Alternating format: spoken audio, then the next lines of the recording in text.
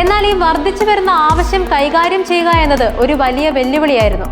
June 10-ന് ChatGPTക്ക് ഈ വർഷം 3ാമത്തെ വലിയ ആഗോള തടസ്സം നേരിട്ടത് ഇതിനൊരു ഉദാഹരണമാണ്. ലോകമെമ്പാടുമുള്ള ദശലക്ഷക്കണക്കിന് ഉപയോക്താക്കളെ ഇത് ബാധിക്കുകയും ചെയ്തു.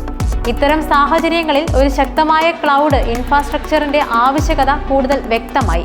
നിലവിൽ OpenAI പ്രധാനമായും മൈക്രോസോഫ്റ്റിന്റെ അസൂർ ക്ലൗഡ് സേവനങ്ങളെയാണ് ആശ്രയിക്കുന്നത്. മൈക്രോസോഫ്റ്റ് OpenAIയിൽ വലിയ തോതിൽ നിക്ഷേപം നടത്തുകയും അവരുടെ സാങ്കേതിക വിദ്യകൾ അസൂർ പ്ലാറ്റ്ഫോമിൽ സംയോജിപ്പിക്കുകയും ചെയ്തിട്ടുണ്ട്. എന്നാൽ വർദ്ധിച്ചു വരുന്ന ആവശ്യകതകളും സേവന തടസ്സങ്ങളും OpenAIയെ പുതിയ പങ്കാളിത്തങ്ങളെക്കുറിച്ച് ചിന്തിക്കാൻ പ്രേരിപ്പിച്ചു. അസൂറിനെ മാത്രം ആശ്രയിക്കുന്നത് ഭാവിയിലെ വളർച്ചയ്ക്കൊരു തടസ്സമാകാൻ സാധ്യതയുണ്ടെന്ന് അവർ തിരിച്ചറിഞ്ഞു. ഈ സാഹചര്യത്തിലാണ് ഗൂഗിൾ ക്ലൗഡുമായുള്ള സഹകരണം ഒരു നിർണായക നീക്കമാകുന്നത്.